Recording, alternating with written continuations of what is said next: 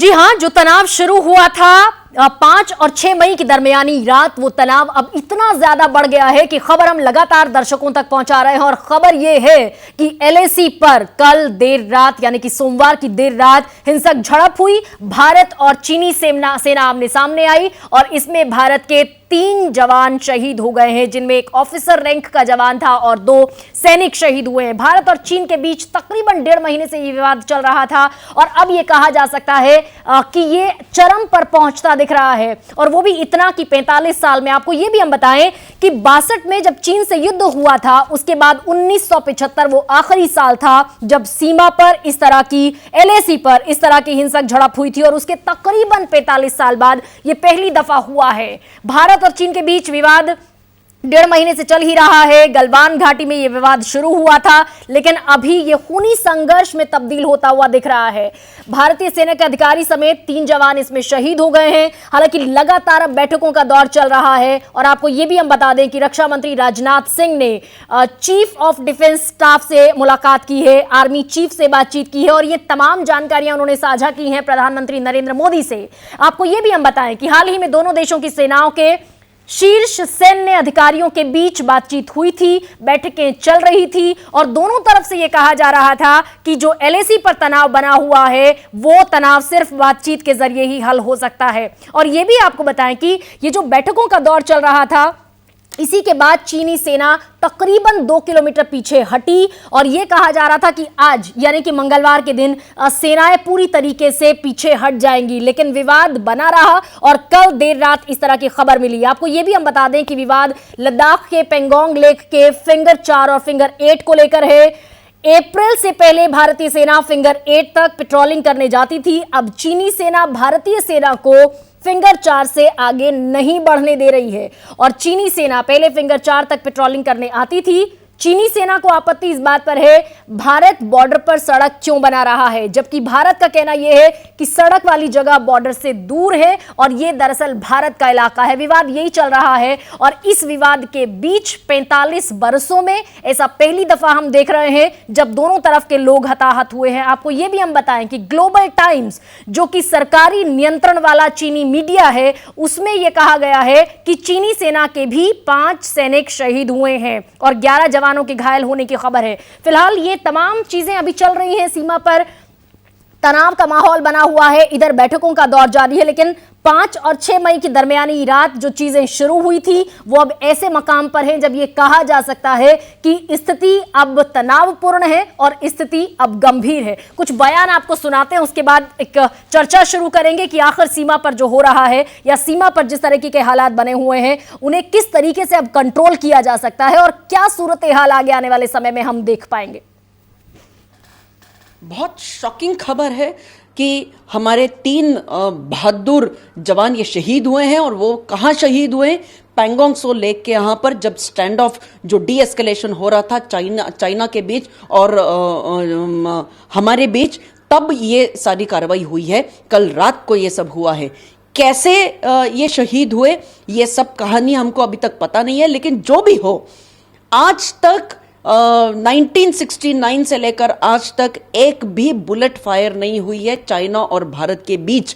ये धक्का बुक्की वाले किस्से, ये हमेशा के पीछे हटने वाले किस्से, ये हमेशा होते थे चाइना और भारत के बीच, लेकिन ये पहली बार हुआ है 1969 के बाद। During the process of de-escalation in the Galwan Valley, last night a firefight took place between the Indian Army and the Chinese Army. We have lost 1 commanding officer and 2 soldiers. It's a very, very serious issue. How the fight got instigated during the process of de-escalation beats my imagination. Apparently, the Chinese must have resorted to firing first, and Indians would have reacted.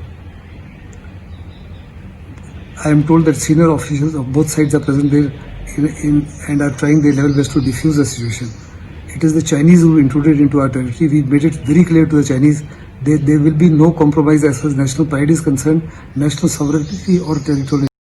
The Chinese had come with an intention of staying put, and India has made it very, very clear to China that there is no question of our giving in to any of their demands. We are not going to stop the infrastructure development work on our side, nor are we going to barter away an inch of our territory. Chinese would have to vacate the aggression at all cost. बड़े दुख की खबर है कि China के साथ जो dispute चल रहा था वो हायर लेवल पे पहुंच गया है। रात को गलवान वैली में फेस ऑफ में हमारे एक आर्मी ऑफिसर शहीद हो गए हैं और साथ में 2 अदर रैंक्स भी शहीद हुए हैं। ये पहली बार है कि 62 वॉर के बाद चाइना के साथ आमने सामने गोली चली है और इस तरह से कैजुअल्टीज़ हुई हैं। इस पे बहुत गंभीरता से विचार करने की ज़रूरत है। खासकर इस टाइम ये एक फ्लैश पॉइंट है, जैसा कि 62 में हुआ था। इस टाइम मीडिया को भी रिस्ट्रेन थोड़ी रखनी चाहिए, क्योंकि जो भड़काऊ टीआरपी के लिए न्यूज़ चलाई जाती है उससे दूसरी तरफ बहुत ज़्यादा प्रेशर पड़ता है और हमें इस टाइम इस पे थोड़ा संयम से बात करनी चाहिए डिप्लोमेटिक लेवल पे कि क्या इसका सलूशन निकाला जा सकता है। काफ़ी देर से वहाँ स्टैंड अप चल रहा था और ये उम्मीद की जा रही थी कि शायद धीरे धीरे वो डी एस्केलेट हो जाएगा, पर डी एस्केलेट की जगह वहाँ पे ऐसी जो घटना हुई है जिसमें हमें 3 आर्मी पर्सनल की लाइफ गंवानी गई है, तो ये बड़ी दुखद है और निंदनीय है। हम चाहते हैं कि गवर्नमेंट तुरंत कार्रवाई करे और आगे जो एस्केलेशन है वो बढ़ ना पाए, ऐसी कार्रवाई करी जाए।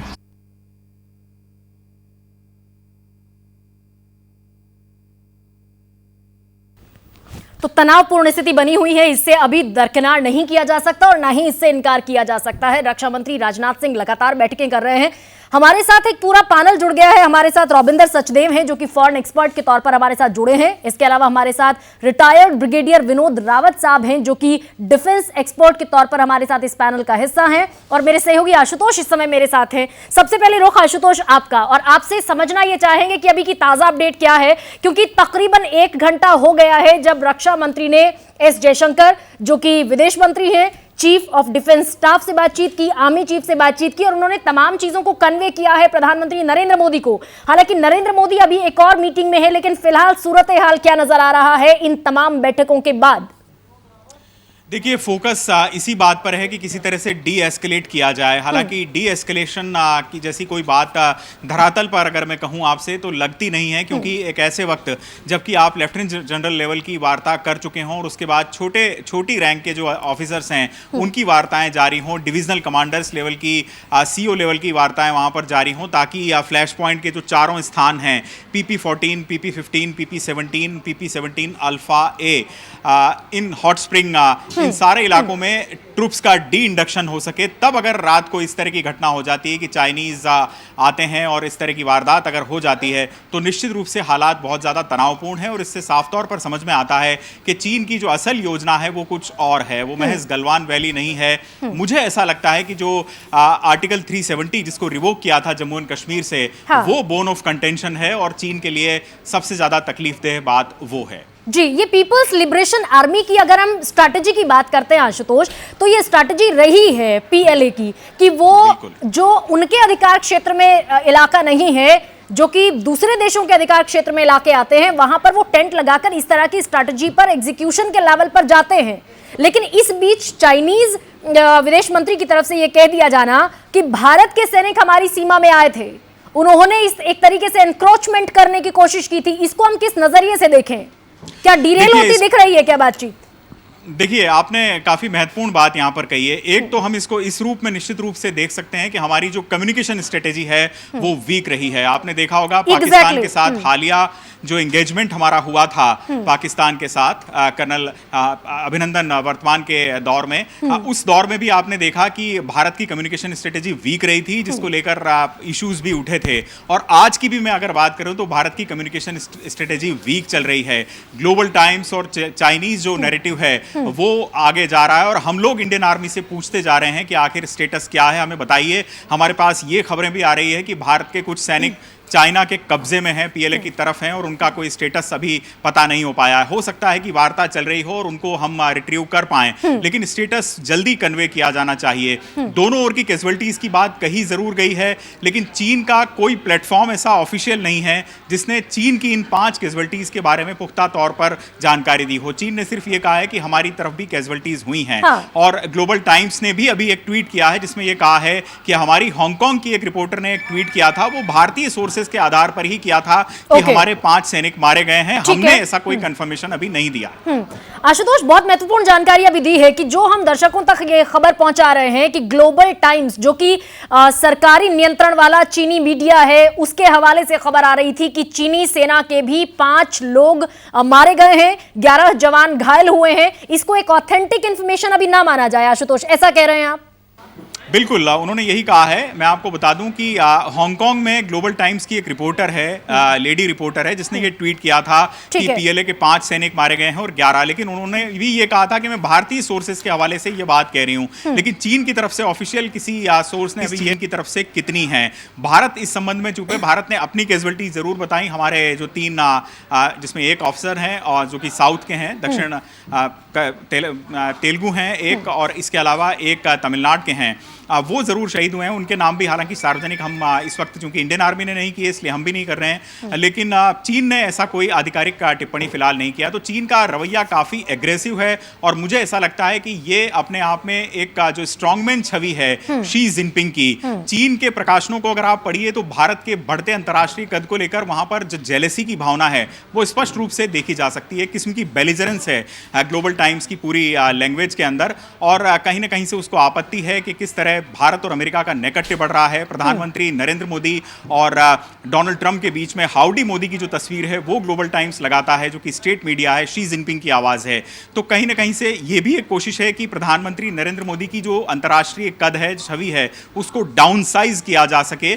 और ये सब चीजें उस वक्त हो रही हैं जबकि ईस्टर्न लद्दाख में आप कन्फ्रंटेशन मोड में हैं, और इधर पाकिस्तान की ओर से एक पुलवामा पार्ट 2 रिपीट करने की बहुत ज्यादा भरसक कोशिशें हो रही हैं। बहुत महत्वपूर्ण इंफॉर्मेशन, बहुत ही इंपॉर्टेंट इंफॉर्मेशन आशुतोष आप दे रहे हैं। लेकिन मुझे याद है 2013 में जब शी जिनपिंग चाइनीज प्रीमियर बनने के फौरन बाद, 2012 में वो बने थे चाइनीज प्रीमियर, उसके बाद 2013 में भारत दौरा उन्होंने किया था, उसके बाद एक और दौरा उनका हुआ, तो हमने भी एक वो इंटीमेसी देखी प्रधानमंत्री नरेंद्र मोदी के साथ। लेकिन यहां पर सीमा पर जो समझ में आ रहा है वो इससे बिल्कुल इतर है। एक और सवाल आपसे मैं पूछना चाहती हूं, ये डी एस्केलेशन प्रोसेस के दौरान हुआ है, कल देर रात जो भी चीजें हुई हैं, और ये उम्मीद की जा रही थी, ये संभावना जाहिर की जा रही थी कि अब दोनों सेनाओं को जब पीछे लौट जाना है और सीमा पर एलएसी पर स्थिति सामान्य बनानी है, ऐसे में ये डी एस्केलेशन प्रोसेस के दौरान जो हुआ है, ये भी दरअसल डिटेल में मेरे दर्शकों को आप समझाएं। देखिए, जो डी एस्केलेशन है, अब उस पर कितना भरोसा किया जाए, इस बात पर संशय है। क्योंकि हमने ये कहा कि डी एस्केलेशन 2 स्तरों पर हो रहा है। एक तो बिल्कुल आईबॉल टू आईबॉल सिचुएशंस जहां बनी है, वहां से डी एस्केलेशन होगा, जिसमें लेफ्टिनेंट जनरल लेवल की वार्ता के बाद छोटे स्तर के अधिकारी हैं वो आपस में बात करेंगे और अलग अलग जो फ्लैश पॉइंट्स हैं वहां से ट्रुप्स का विड्रॉल होगा, पहली बात। दूसरा है डीप एरियाज जो हैं वहां से ट्रुप्स का जो विड्रॉल है वो जरूरी है, जिसमें हमने ये शर्त रखी कि चीन पहले विड्रॉल करे, क्योंकि पहले जमावड़ा उसने किया है। डीप एरियाज से भी आप अगर विड्रॉ करते हैं 20 किलोमीटर 30 किलोमीटर दूर जो ट्रुप्स हैं लाइन ऑफ एक्चुअल कंट्रोल के, तो वहां से विड्रॉ करके आप ऑपरेशनल एरिया तक ही अगर ट्रुप्स को बनाए रखें, वो हमें मंजूर नहीं है। आप उसको पीस एरियाज तक ले जाइए, ये हम चीन की तरफ से देखना चाहते हैं। हम भी ऐसा तब करेंगे। ये घटनाएं अभी नहीं हुई हैं। 1.5 किलोमीटर अगर आप पीछे चले गए तो वो उपलब्धि नहीं है। दूसरा जो मुद्दा है वो फिंगर 4 का है। फिंगर 4 के लिए मुझे नहीं लगता कि लेफ्टिनेंट जनरल लेवल की वार्ता भी एक और अगर हो जाए तो वो काफी होगी, क्योंकि फिंगर 4 पर चीन का रवैया सबसे ज्यादा कड़ा है और यही वो इलाका है जहां पर कॉन्सेंट्रेशन ऑफ ट्रुप्स दोनों फौजों की तरफ से बहुत ज्यादा है और चीन बिल्कुल चाहता है कि वो फिंगर 4 पर बना रहे। वहां से काफी मुश्किल है कि डी एस्केलेट हो। शायद सरकारों के स्तर पर बातचीत होगी, कूटनीतिक स्तर के बाद, सैन्य कूटनीति के बाद, जबकि प्रधानमंत्री नरेंद्र मोदी और शी जिनपिंग का इन्वॉल्वमेंट हो, तब कोई समाधान ना निकल पाए, तब हो सकता है। तो चीन का जो कन्फ्रंटेशनिस्ट रवैया है वो स्पष्ट रूप से जाहिर है। और आपको जो मैं पाकिस्तान वाली बात बता रहा था, हो सकता है कि आने वाले दिनों में आप ये देखें कि पाकिस्तान के कब्जे वाले कश्मीर में पीपल्स लिबरेशन आर्मी की जो तादाद है उसमें इजाफा हो, ताकि भारत पर प्रेशर पड़ सके। लेकिन हमें यह नहीं भूलना चाहिए कि भारत के पास अभी कुछ ट्रंप कार्ड हैं जिनका इस्तेमाल भारत ने अभी नहीं किया है चीन के खिलाफ। भारत ये चाह रहा है कि सैन्य कूटनीति के स्तर पर इस मसले का समाधान हो जाए। बहुत मुमकिन है कि अगर चीन अगर बना रहता है तो भारत उन ट्रंप्स कार्ड का इस्तेमाल भी करे। ठीक है, हम आशुतोष आपके पास लौटेंगे। दरअसल पेट्रोलिंग पॉइंट 14, 15, 17 अल्फा जैसे आप कह रहे हैं, वहां से पीछे हटना था फौजों को, वहां से सैनिकों को पीछे हटना था। लेकिन अब हम ये खबर, जब हम लगातार 1.5 महीने से इस खबर पर बने हुए थे और लगातार ये कह रहे थे कि शीर्ष सैन्य अधिकारियों की मीटिंग मीटिंग्स चल रही हैं और ये कूटनीतिक में जो कूटनीतिक बैठकें होती हैं ये खासी महत्वपूर्ण होती हैं जब हम कूटनीतिक संबंधों का जिक्र करते हैं। और जिक्र जब हम चाइना जैसे एशियाटिक कंट्री का करते हैं तो वाकई इन तमाम चीजों को समझना बेहद महत्वपूर्ण हो जाता है। दो खास मेहमान हमारे साथ हैं, हालांकि मेरे साथ मेरे एक और सहयोगी विजेंद्र सिंह भी हैं। विजेंद्र, आपके पास हम आएंगे, लेकिन उसके पहले रॉबिंदर सचदेव और रिटायर्ड ब्रिगेडियर विनोद रावत हमारे साथ हैं। विनोद जी, सबसे पहले हम आपसे समझना चाहेंगे, अब जब हम ये खबर अपने दर्शकों तक पहुंचा रहे हैं, भारत की आवाम तक पहुंचा रहे हैं कि एलएसी पर कल देर रात जो हुआ है, हमने अपने 3 सैनिकों को खोया है, वो भी उस स्थिति में जब हम ये उम्मीद कर रहे थे कि डी एस्केलेशन प्रोसेस शुरू हो चुका है, जो बैठकें हैं वो शायद कारगर हो रही हैं, उनका शायद कोई सकारात्मक नतीजा निकल रहा है। ऐसे में कैसे समझा जाए इन तमाम चीजों को और आगे की स्ट्रेटजी, आगे की तस्वीर आप क्या देखते हैं भारत की चाइना के साथ? वहीं से इस डिस्कशन जी, मेरा नाम है रावत, भी वैसे अच्छा सर आपकी आवाज कट रही है, हम आपके पास दोबारा लौटेंगे, रॉबिंदर सचदेव का हम रुख कर लेते हैं। रॉबिंदर जी, मैं यही सवाल आपको भी पास ऑन करती हूं। अभी तनाव है, अभी चिंता बनी हुई है, आगे की स्ट्रेटजी अगर हम भारत के लिहाज से देखें? मेरे विचार से भारत की स्ट्रैटेजी के 2 पहलू होने चाहिए। एक पहलू तो ये है फंडामेंटल, हमारे 3 शहीद हुए हैं, ठीक है। पहला क्वेश्चन है कि इस इंसिडेंट में क्या चाइना के भी कुछ सोल्जर्स मरे हैं? अगर चाइना के 0 मरे हैं और हमारे 3 हैं, तो मेरे ख्याल से पहली स्ट्रैटेजी तो भारत की अंडर प्रेशर होगी, आई फॉर एन आई हमें करना पड़ेगा। अगर हम नहीं करेंगे, अनफॉर्चुनेटली हम वायलेंस नहीं चाहते, killing is bad, war is bad, but अगर हमारे 3 शहीद हो गए और उस तरफ 0 हुआ है, तो प्रेशर होगा हमारे देश के ऊपर, हमारी लीडरशिप के ऊपर, हमारे पब्लिक ओपिनियन में कि इंडिया को कुछ करना है, अदरवाइज इंडिया तो दबता जाएगा। बट वो केवल है तब कि हमारे मरे हैं, केवल उनके नहीं, राइट। बट जैसे अगर खबर आ रही है और वो है कि उनके भी हैं, तो आइदर सिनेरियो में भारत को अब क्लियर कट चाइना से ये कहना है कि इनफ इज इनफ। अगर हमारे मरे उनके कुछ नहीं हुए तो हमें एक्शन लेना पड़ेगा, और एक्शन लेने के साथ साथ हमें कहना है जियो और जीने दो, वरना हम भी करेंगे, राइट। और अगर उनके भी किल हुए हैं और हमारे शहीद हुए, बराबर दोनों के हो गए हैं अनफॉर्चुनेटली, तो फिर भारत को अगेन फिर भी ये कहना है, देखिए अब ये नहीं चलेगा, आप भी जियो, हमें भी जीने दो, वरना ऐसे ही होता रहेगा। तो ये तो मेरे ख्याल से बिग पिक्चर जिसे हम कहें ना, स्ट्रैटेजी ऑफ कम्युनिकेशन, जैसे आपके कोलीग अभी कह रहे थे, हमारी communication absolutely has to be very very focused and smart, and of course best होती है, पर हम भी विचार रख सकते हैं, but obviously government is doing always better, national security को आइडिया है, बट कम्युनिकेशन स्ट्रैटेजी बहुत बहुत बहुत स्ट्रांग और शार्प होनी चाहिए, दैट इज वन। और सेकेंडली, अब हमें खड़ा होकर हमें काउंटर दिखाना है किसी भी एंगल में, और हमें मैच्योरिटी के सेंस से कि अब ये चाइना का जो दबाव है भारत के साथ बार बार नहीं चलेगा। अब ये बात हो रही है कि डी एस्केलेशन हो रही थी, मैं तो कहूंगा ऑनेस्टली क्या डी एस्केलेशन हो रही थी, कहा जा रहा था, बट हम लोग को असलियत पता नहीं होती क्या डी एस्केलेशन का मतलब है, राइट। ये इंसिडेंट हो तो गया, अगर हो रहा था कि डी एस्केलेशन हो रहा है, दोनों साइड शांति की तरफ जा रहे थे, तो फिर ये कैसे हो गया, राइट। तो ग्राउंड में जो हो रहा होता है और जो गवर्नमेंट सरकारें कहती हैं दोनों देशों की, उसके पीछे जो हो रहा था कुछ अलग भी चीजें हो रही होती है। तीसरी बात, अभी जो ये चाइनीज सोल्जर्स हमारी टेरिटरी में आ गए हैं, अब वो कह रहे हैं कि हम भी पीछे जाएंगे और आप भी पीछे जाएंगे, ये कहां का लॉजिक हुआ, राइट। हमारी टेरिटरी में आकर के कह रहे हैं चलो ठीक है, ओके, डिस्प्यूट की डी एस्केलेट करते हैं, हम भी 10 कदम पीछे, तुम भी 10 कदम पीछे, तो इसका मतलब तो हमें हमारी अपनी टेरिटरी से 10 कदम पीछे करवा दिया चाइना ने।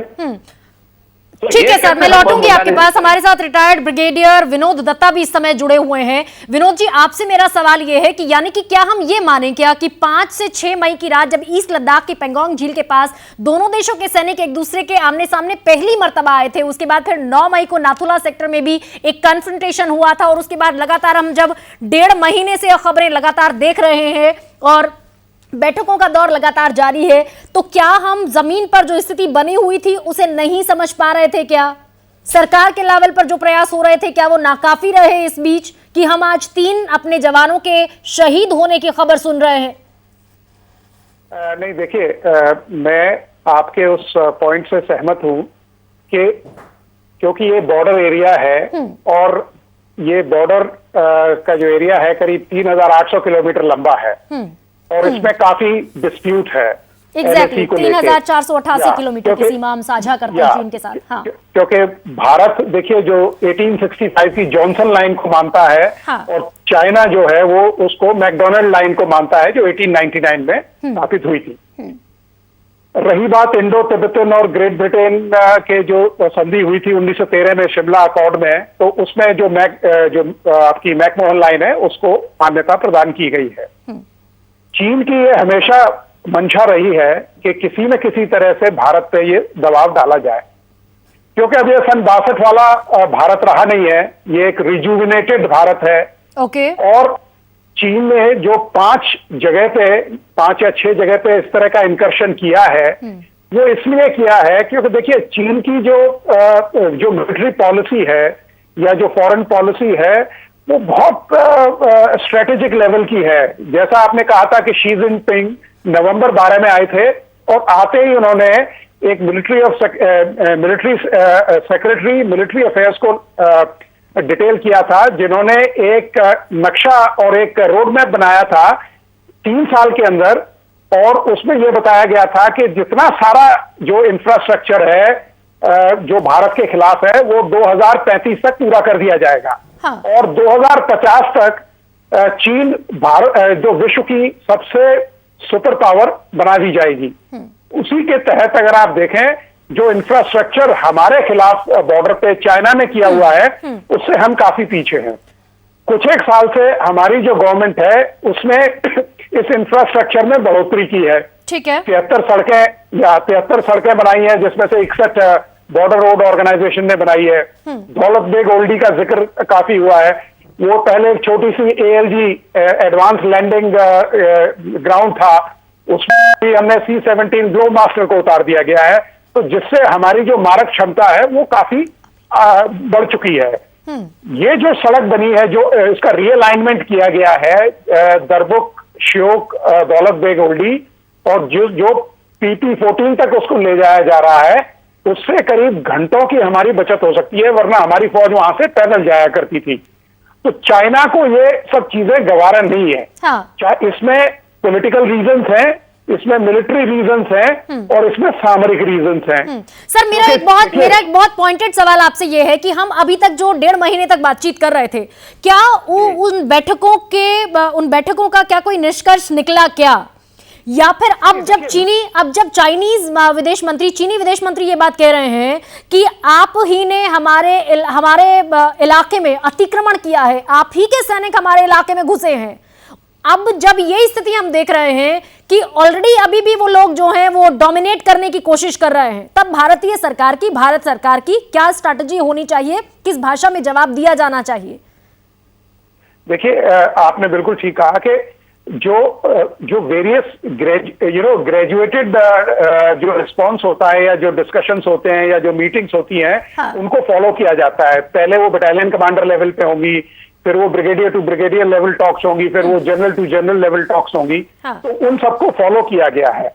लेकिन जैसा मैंने आपको पहले बताया था कि जो रिकंसिलेटरी चाइना ने 5 जगह आपको इसलिए इंकर्शन किया है कि वो एक जगह कह देगा कि ठीक है मैं आपको PP-14 से अपने ट्रुप्स वापस ले लेता हूं, लेकिन बाकी जगह मैं अपनी ट्रुप्स वापस नहीं लूंगा। हाँ। तो अभी ये लाजमी है गवर्नमेंट के ऊपर कि वो गवर्नमेंट टू गवर्नमेंट लेवल पे बात करे, क्योंकि देखिए ये अभी जो स्थिति है ये बड़ी सेंसिटिव है, क्योंकि किसी पलटन के लिए या किसी यूनिट के लिए उसके CO साहब का शहीद हो जाना बहुत बड़ी चिंता का विषय है, और वो पलटन उसको इतनी आसानी से एक्सेप्ट नहीं करेगी। तो गवर्नमेंट का इंटरवेंशन और जो डिप्लोमेटिक इंटरवेंशंस हैं वो बहुत जरूरी है। Senior army commanders already ground zero तक पहुंच चुके हैं और उस पर नजर रखे हुए हैं, क्योंकि एक पलटन में कमांडिंग ऑफिसर और सूबेदार मेजर 2 ऐसी मुकद्दस अपॉइंटमेंट होती हैं कि कोई भी ट्रुप्स उनको बर्दाश्त नहीं करेगा और एस्केलेशन होने के चांसेस काफी हैं। ठीक है, यानी कि कुल मिलाकर आप ये कह रहे हैं कि अब सरकार के लेवल पर अब गवर्नमेंट के लेवल पर मीटिंग होनी चाहिए और तभी उसका कोई एक लबोलुआब या फिर कोई निष्कर्ष, महत्वपूर्ण निष्कर्ष, कोई कंक्रीट कंक्लूजन निकल सकता है, ऐसा आप कह रहे हैं। हमारे साथ आशुतोष भी हैं और हमारे साथ बीजेपी के प्रवक्ता दिनेश सिंह भी जुड़ गए हैं। दिनेश जी, आपके पास मैं आऊंगी, लेकिन आशुतोष के पास चलते हैं। आशुतोष, एक सवाल जो मैं दर्शकों के लिए समझना चाहती हूं, जिसका जवाब मैं चाहती हूं अभी। ऐसी स्थिति में इधर भी बैठकें हो रही हैं, उधर चाइना डोमिनेट करने की कोशिश कर रहा है और ये कह रहा है कि हमने ये अतिक्रमण नहीं किया। इस बयान को चीनी विदेश मंत्री के कैसे देखा जाए? और अब जब ऐसे में शायद उन्हीं की भाषा में जवाब दिए जाने की जरूरत है, क्योंकि गलवान घाटी पूर्वी लद्दाख का क्षेत्र है, ये सब लोग जानते हैं, और गलवान घाटी चीन के लिए क्यों महत्वपूर्ण है ये भी सब लोग जानते हैं, और 2016 में कहां तक वो सड़क बनाते बनाते पहुंच गए थे ये भी सब लोग जानते हैं। भारत ने जिस बात पर आपत्ति जाहिर की ये भी जानते हैं। तो ऐसे में अगला कदम कितना कड़ा और कितना तल्ख होना चाहिए? देखिए, घटना देर रात की है, तब से लेकर अब तक काफ़ी घंटों का वक्त बीत चुका है। और जिस चाइनीज़ फॉरेन मिनिस्ट्री के स्टेटमेंट की आप बात कर रहे हैं, देखिए उन्होंने, जिसको कहते हैं ना पहले मारे वही मीर, उन्होंने ये कह दिया कि भारत हमारी सीमा के अंदर घुसा और हम भारत को ये चेतावनी देना चाहते हैं कि भारत इस तरह का यूनिलेटरल एक्शन न ले। भारत की तरफ से वो स्टेटमेंट कहाँ है जो कि वस्तुस्थिति को पूरी तरह से बता पाए, सिवाय इसके कि हमारे 3 लोग नहीं रहे हैं और वो शहीद हो गए हैं। इसके अलावा भारत का कोई स्टेटमेंट नहीं है कि मैं आपसे कह रही हूं, जिस लैक ऑफ कम्युनिकेशन स्किल की आप बात कर रहे हैं आशुतोष, वही मैं उसी का रीजन जानना चाहती हूं। Why we are lacking in that particular skill? या तो आप अपनी स्ट्रेटेजी को लेकर कंफ्यूज हैं या फिर आप ढीले हैं, आप तय नहीं कर पाए कि आपको कब क्या कितनी तेजी से ये बात कहनी है।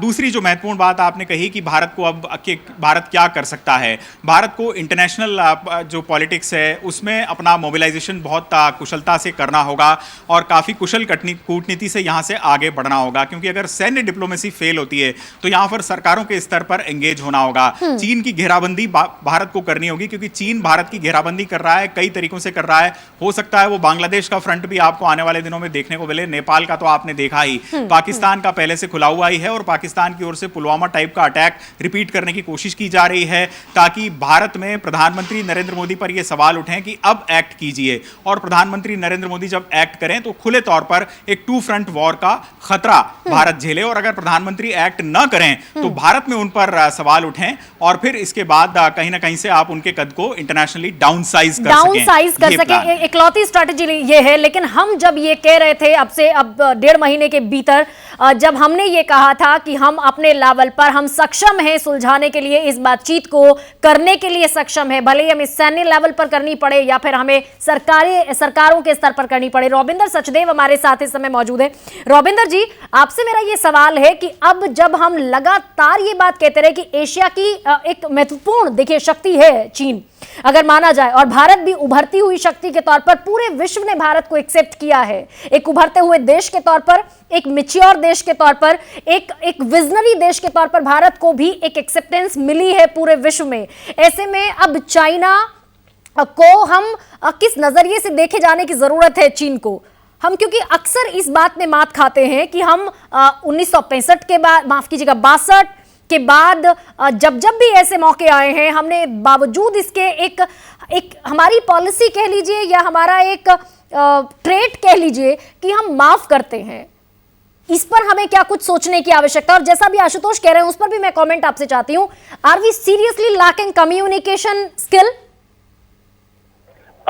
इसमें मैं लास्ट को मैं क्विकली आंसर कर दूं। देखिए, कहा जाता है पीआर जो होती है, कम्युनिकेशन, आप कहें जैसे PR for a minute, right? PR is not only communication, PR is performance and reporting, right? तो मेरा मतलब वही है, कम्युनिकेशन, जब हम कहते हैं कि हमारी कम्युनिकेशन अगर वीक है तो ये नहीं कि हम हमारे शब्दों का प्रयोग इफ नॉट वीक, कुछ गैप्स हैं, उसका बात यह कि हमारा जो बेसिस है, जो हमारी स्ट्रैटेजी है, ये जो प्लानिंग है वो कैसी है, और फिर वो सारी जो चीज है वो कन्वे कैसे हो रही है आगे। क्या ये बयान अभी तक आ जाना चाहिए था क्या सरकार के स्तर पर? चीनी विदेश मंत्री आके कह देते हैं क्या सरकार की तरफ से, हमारी सरकार की तरफ से ये बयान आने में देरी हो रही है क्या?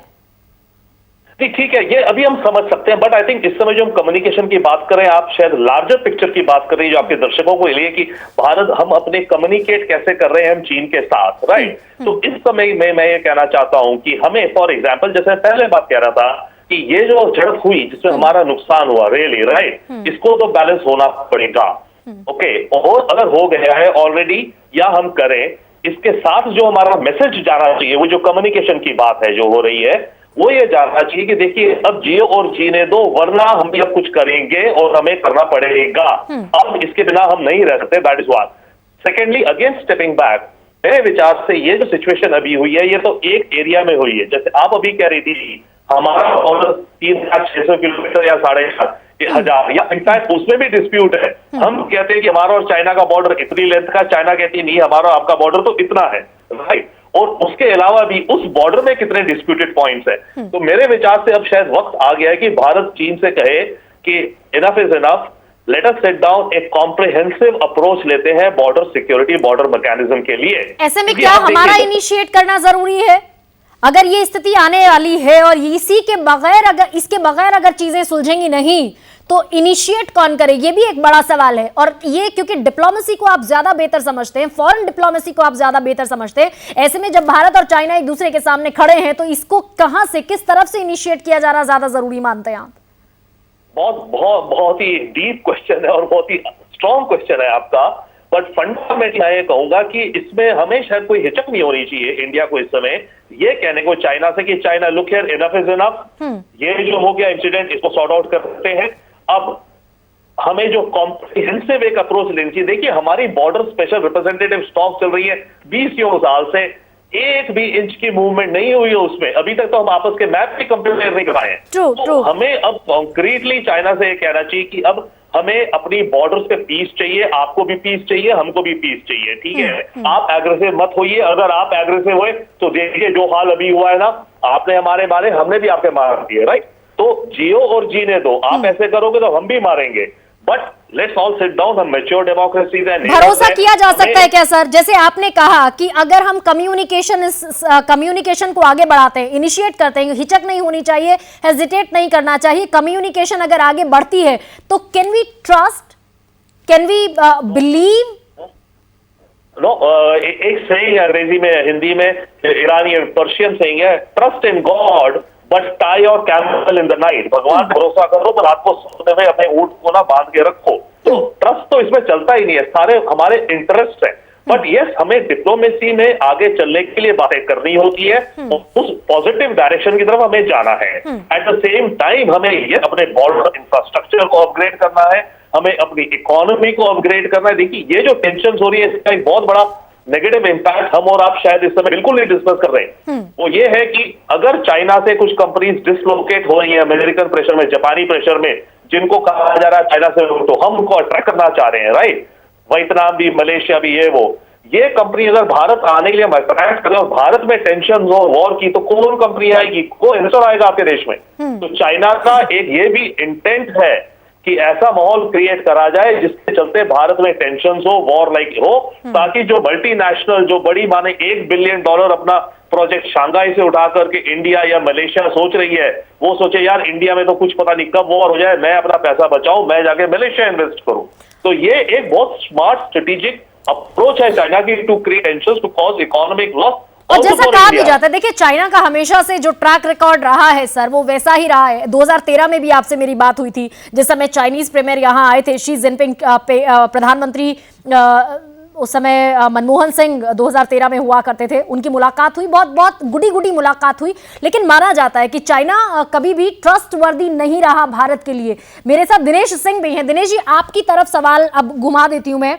अब भारत किस तौर पर मूव करेगा? भारत अब किस तौर पर कम्युनिकेशन को स्टार्ट करेगा और कैसे जो बॉर्डर पर कल हुआ है, जिस पर तमाम लोग चर्चा कर रहे हैं, एक तरीके से चाइना की ये पॉलिसी है, डिप्लोमेसी है कि भारत को डाउन साइज किया जाए पूरे विश्व के सामने, एक उभरते हुए देश को, एक विजनरी देश को। आपकी तरफ से क्या मूव होगा?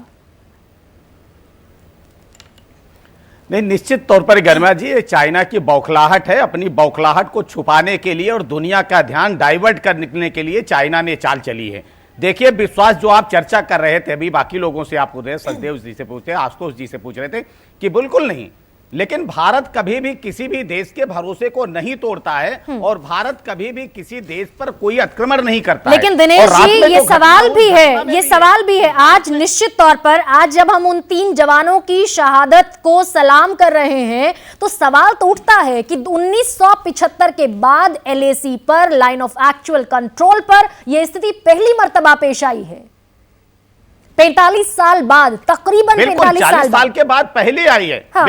जी बिल्कुल पहली बार आई है, लेकिन उसके भी कारण देखिए कि क्या कारण है। कारण यह है कि जिस अभी हम लोग जो जिस चर्चा कर रहे हैं गालवान घाटी की, वो सामरिक दृष्टि से हिंदुस्तान और चाइना के लिए कितना महत्वपूर्ण है, वो हिंदुस्तान के लिए भी उतना महत्वपूर्ण है और चाइना के लिए भी महत्वपूर्ण है। जब हम अपना, चाइना तो अपना इंफ्रास्ट्रक्चर बना रहा था, अपने रोड बना रहे थे, एयरपोर्ट बना रहे थे, एयरवेज बना रहे थे, रेलवेज बना रहे थे, लेकिन जब हिंदुस्तान वही काम करने लगा तो उसको दिक्कत होने लगी। जो लॉजिस्टिक पहुंचने में, लॉजिस्टिक हमको 3 घंटे लगते, इस सड़क के बन जाने से वो 15 मिनट में हम पहुंचा सकते हैं अपने खाद्य और रसद, तो बौखलाहट स्वाभाविक है। चलिए ठीक है, लेकिन अब तस्वीर दरअसल हमें आगे की खंगालनी होगी। जो पिछला गुजर गया उस लकीर को पीटने का शायद कोई फायदा अब नहीं है। तस्वीर अब आगे की साफ कीजिए कि सरकार के स्तर पर अब क्या प्रयास होगा, कैसे चीन को मैसेज आप कन्वे करेंगे, कैसे चीन के साथ आप डिप्लोमेटिक टॉक को इनिशिएट करेंगे।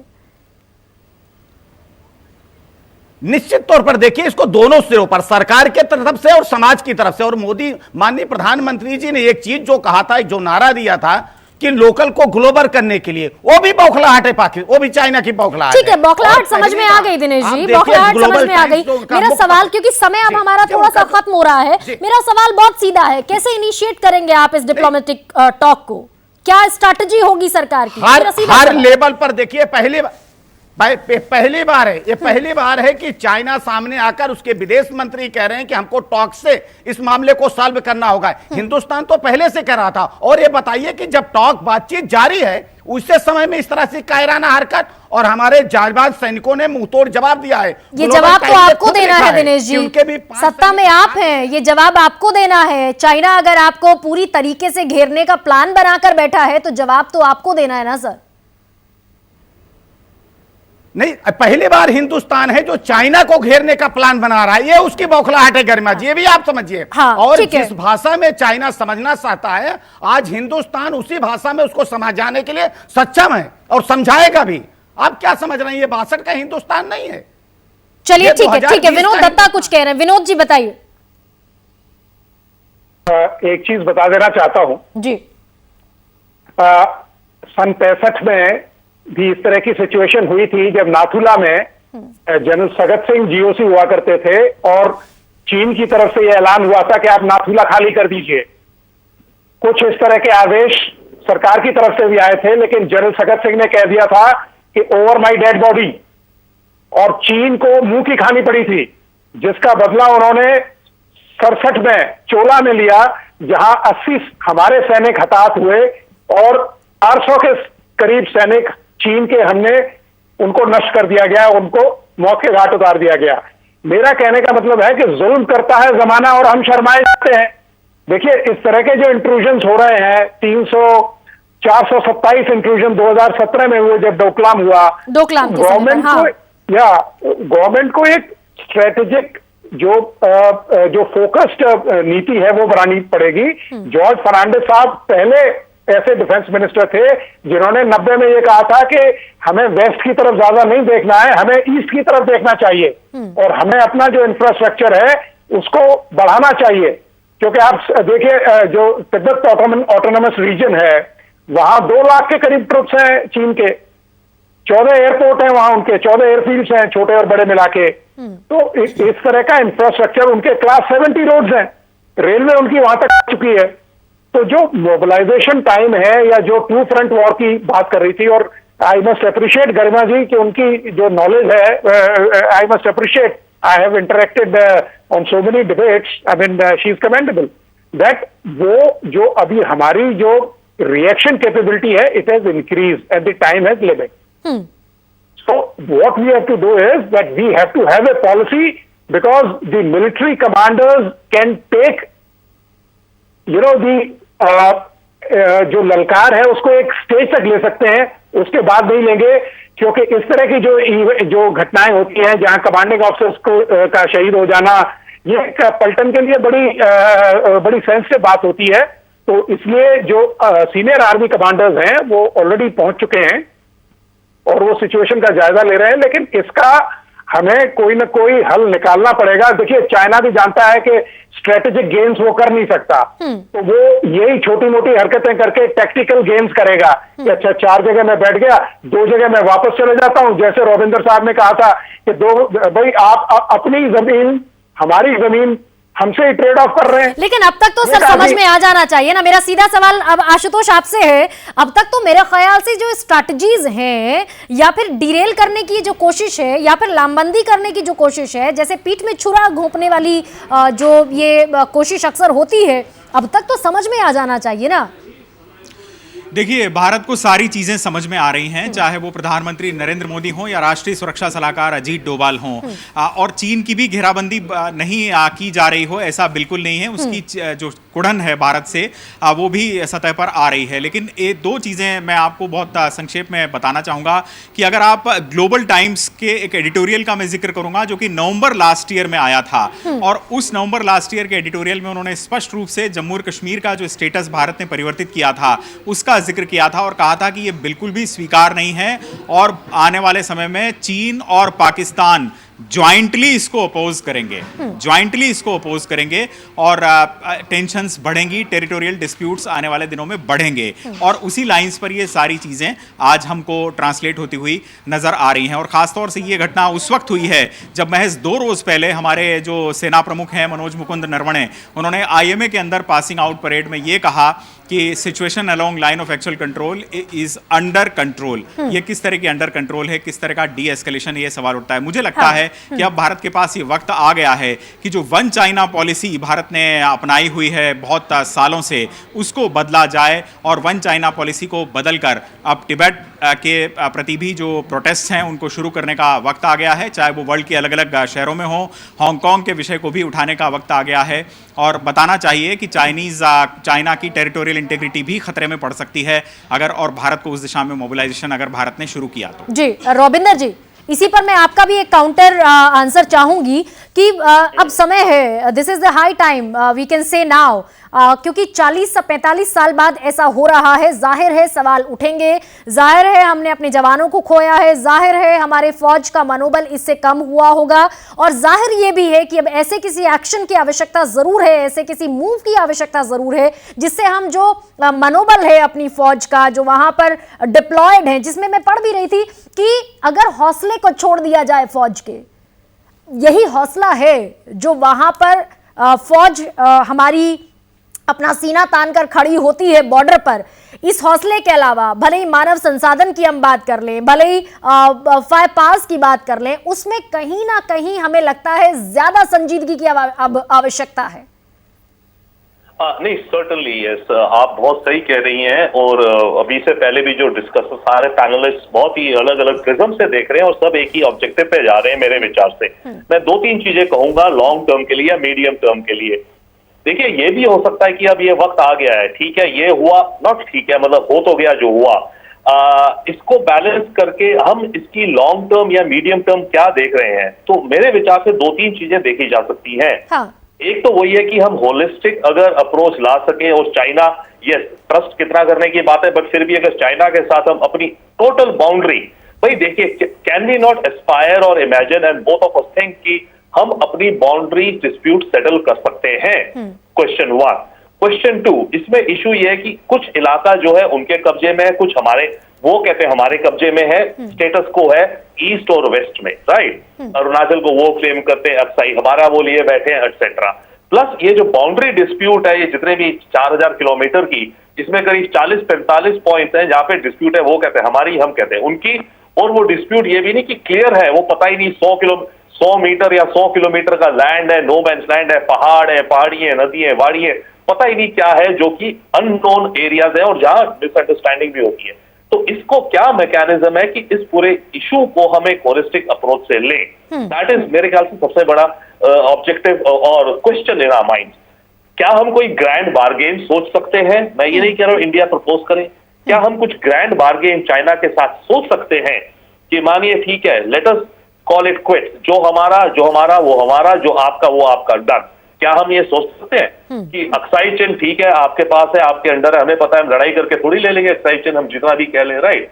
अरुणाचल हमारा है, बट आप अरुणाचल पे चुप हो जाइए, हम अक्साई चिन्ह पे चुप हो जाते हैं। क्या हम इस तरह की कुछ ग्रैंड बार्गेनिंग देख सकते हैं? मैं मान रहा हूं ये कंट्रोवर्शियल पॉइंट हो सकता है, बट इन्हीं चीजों को देख करके हमें आगे बढ़ना है, तभी तो सोल्यूशन। अदरवाइज जैसे आज हुआ कल होगा, परसों होगा, हमारी एनर्जीज लगती रहेंगी। और by the way, China India को हम जितना अपने को समझे, and we are a growing power, a big military and a big economy, but China के हिसाब से भारत बहुत वो हमें एक छोटे साइज का प्लेयर समझता है, मिलिटरली एंड इकोनॉमिकली। ओके, अच्छा, ये जो आपने भी बात कही कि हाँ, ये जो आपने भी बात कही, आशुतोष भी सेम बात कह रहे थे, वही बात कह रहे थे कि डाउन साइज करने की कोशिश है।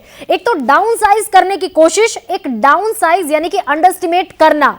इन दोनों चीजों में भले ही एक बहुत माइनर सा डिफरेंस है, लेकिन डिफरेंस है। डाउन साइज करने की कोशिश या फिर डाउन साइज कंसीडर करना, इसमें हमारी भूमिका महत्वपूर्ण हो जाती है बतौर कंट्री।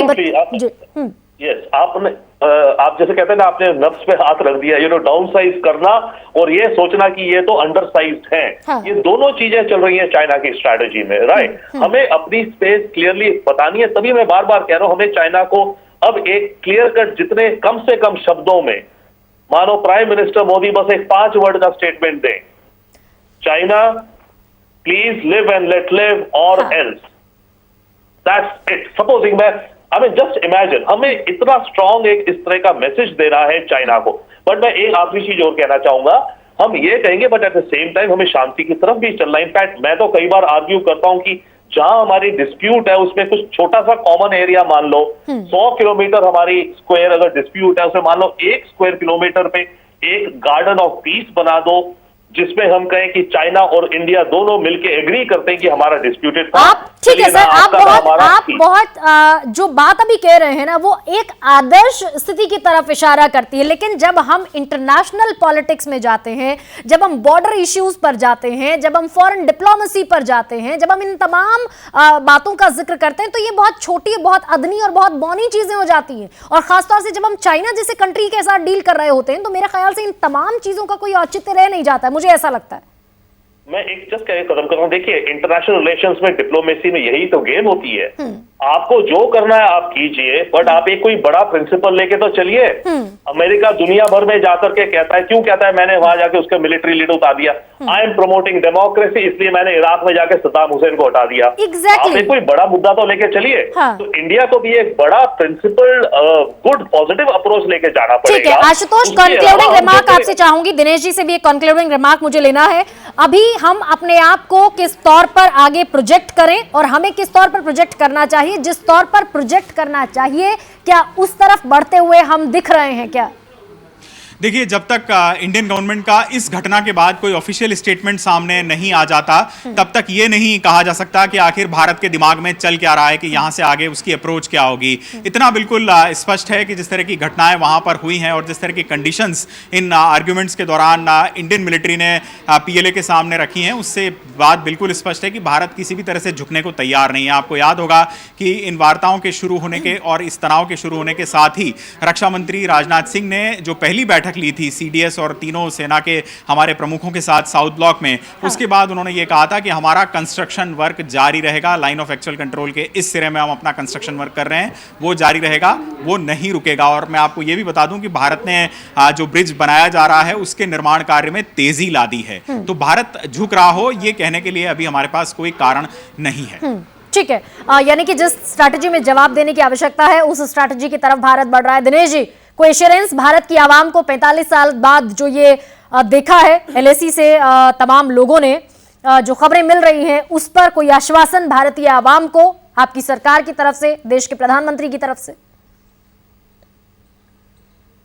मुझे दो बातें कहनी है गरिमा जी। पहली बात तो ये कि किसी भी देश को अपनी सीमाओं की सुरक्षा करने का उसका पूरा अधिकार है। आज चाहे वो बुमला हो, चाहे वो नाथुला हो, चाहे वो गालवान हो, हिंदुस्तान भी अपने इंफ्रास्ट्रक्चर को डेवलप करने का काम कर रहा है और करता रहेगा, चाइना कितना भी कुछ करे। सिर्फ मेरी रोविंद सचदेवा जी की एक बात पे आपत्ति है। हाँ। उन्होंने कहा कि नहीं है, वो दावा करता है कि अरुणाचल उसका, अरे अरुणाचल हिंदुस्तान का है।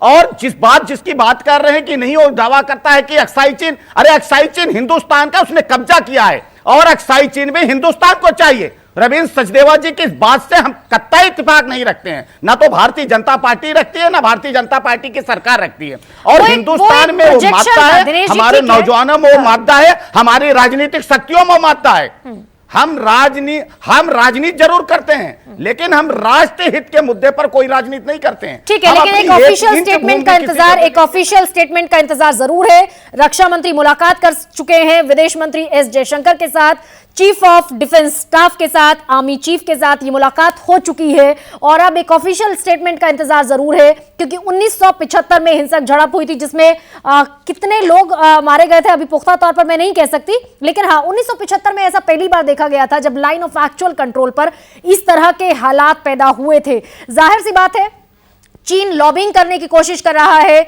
वो डिप्लोमेसी ट्रेड के चलते, वो डिप्लोमेसी की पॉलिसी के चलते भारत को डाउनसाइज करने की कोशिश कर रहा है। जैसा भी आशुतोष भी जिक्र कर रहे थे कि 370 के जम्मू कश्मीर में रिवोक होने के बाद से बाकायदा ये आर्टिकल पब्लिश हुआ था ग्लोबल टाइम्स में। पाकिस्तान के साथ मिलकर ये कोशिश हो सकती है, लेकिन जाहिर सी बात फिर ये भी है कि भारत को भी उसी अंदाज में रिटेलिएट करने की आवश्यकता है, एक स्ट्रांग मैसेज देने की आवश्यकता है। और जब हम आर्मी चीफ MM नरवणे का बयान सुन रहे थे अब से कुछ दिन पहले कि फौजें पीछे लौट रही हैं, शांति का माहौल है सीमा पर, उसके बाद अगर इस तरह की घटना होती है तो सवाल उठने लाजमी है। लेकिन इंतजार करेंगे किसी ऑफिशियल स्टेटमेंट का, और इंतजार यह भी करेंगे कि चाइना को उसी की भाषा में जवाब दिया जाए। इंतजार इस बात का भी कि सीमा पर जिस फौज के मनोबल के चलते, जिस फौज के हौसले के चलते हम सीना तान कर कह सकते हैं कि फौजें हमारी सीमा पर डटी हुई हैं, उस फौज के मनोबल को भी बढ़ाए जाने की और बरकरार रखने की कोशिशें तुरंत से तुरंत की जाए। इस खास पेशकश में इजाजत दीजिए,